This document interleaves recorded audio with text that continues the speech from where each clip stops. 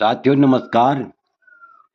पिछले वीडियो में हमने बताया था कि मूल नक्षत्र का प्रथम चरण, द्वितीय चरण और तृतीय चरण में यदि किसी बालक या बालिका का जन्म हो तो यह अशुभ फल देने वाला होता है तथा मूल नक्षत्र का चतुर्थ चरण जो है अत्यंत शुभ फल देने वाला होता है। इसी प्रकार हमने जो है आश्लेषा नक्षत्र के बारे में भी बताया था कि आश्लेषा नक्षत्र का दूसरा चरण, तीसरा चरण और चौथा चरण यह अशुभ फल देने वाला होता है, किंतु आश्लेषा का नक्षत्र का प्रथम चरण अत्यंत शुभ फल देने वाला होता है। लेकिन अब आगे हम बताएंगे कि मूल नक्षत्र का निवास कहाँ होता है, किस महीने कौन से लोक में होता है। आज के वीडियो में हम चर्चा करेंगे मूल नक्षत्र का निवास किस महीने में कौन से लोक में होता है और किस लोक की मूल शुभ होती है तथा कौन से लोक की मूल अशुभ फल देने वाली होती है। तो इसी विषय पर हम विस्तार पूर्वक चर्चा करेंगे। इससे पहले मेरा आप लोगों से अनुरोध है, यदि आपने अभी तक मेरा चैनल सब्सक्राइब नहीं किया तो अवश्य सब्सक्राइब करने का कष्ट कीजिए, वीडियो को लाइक कीजिए, शेयर कीजिए। तो देखिए यहाँ पर लिखा हुआ है मूल नक्षत्र का निवास, अर्थात यदि किसी बालक या बालिका का मूल नक्षत्र में जन्म होता है, मूल नक्षत्र में जन्म होता है तो मूल नक्षत्र विशेषकर जो है मूल नक्षत्र के बारे में हम चर्चा करेंगे। यदि किसी बालक का जन्म या बालिका का जन्म मूल नक्षत्र में जन्म होता है, लेकिन यह विचार करना भी जरूरी होता है कि कौन से महीने की मूल अशुभ होती है तथा कौन से महीनों की मूल अशुभ फल नहीं देती है।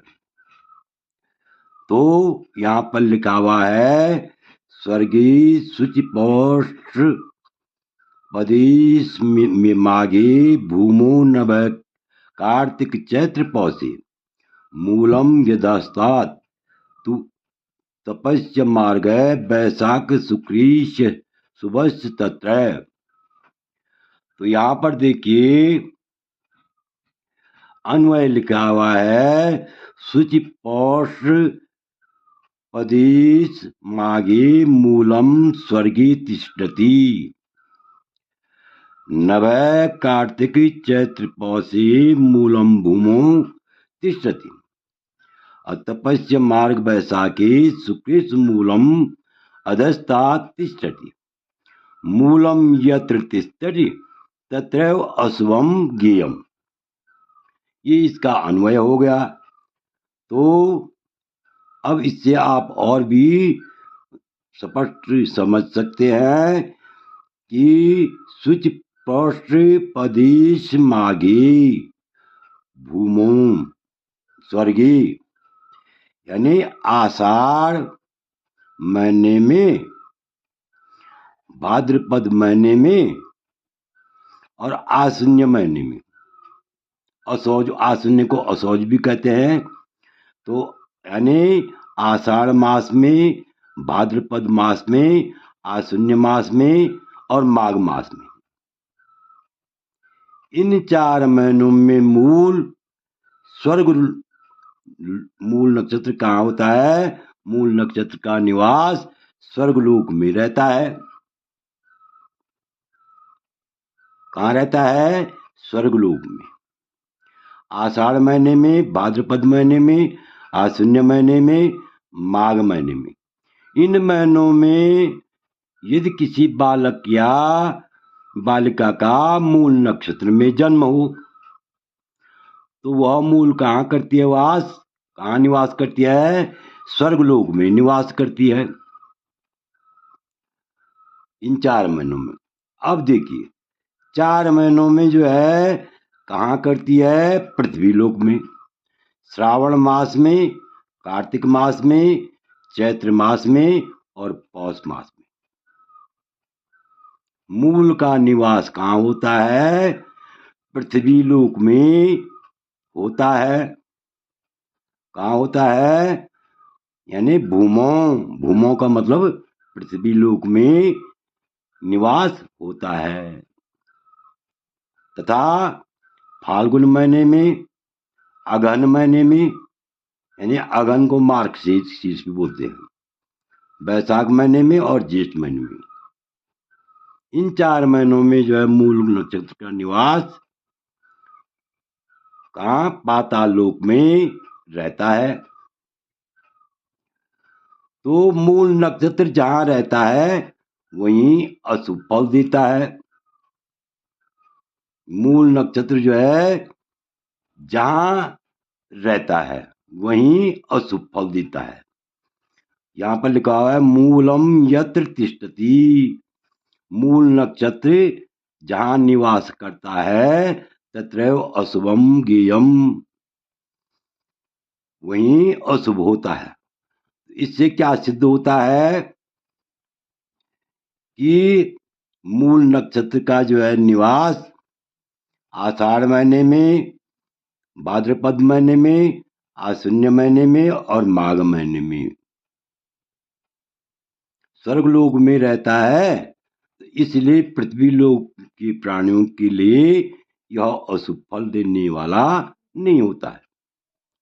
इसी प्रकार वैशाख यानी फाल्गुन, अगहन यानी मार्गशीर्ष, वैशाख और ज्येष्ठ, इनमें पाताल लोक में मूल रहती है, तो पृथ्वी लोक पर उसका प्रभाव नहीं होता है। अर्थात पृथ्वी लोक में जो है इन महीनों की मूल अशुभ फल नहीं देती है।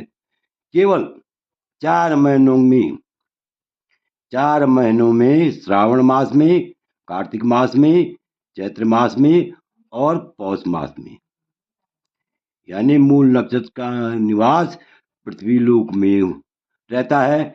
इसलिए इन 4 महीनों में मूल नक्षत्र का निवास अशुभ फल देने वाला, यानी जातक के लिए अशुभ फल देने वाला होता है।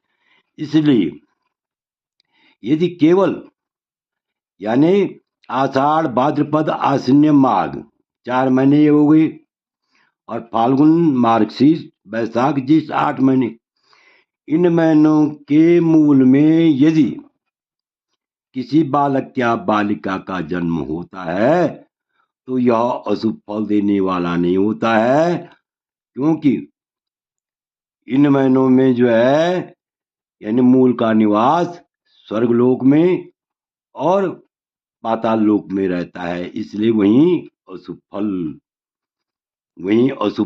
फल देने वाला मूल नक्षत्र का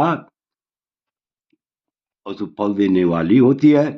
तो इसी प्रकार जो है केवल 4 महीनों में, कार्तिक, श्रावण, कार्तिक, चैत्र और पौष, इनमें जो है यदि किसी बालक या बालिका का जन्म हो तो आदमी को यानी उस परिवार के लोगों को यथाशक्ति यानी मूल शांति का पाठ करवाना चाहिए।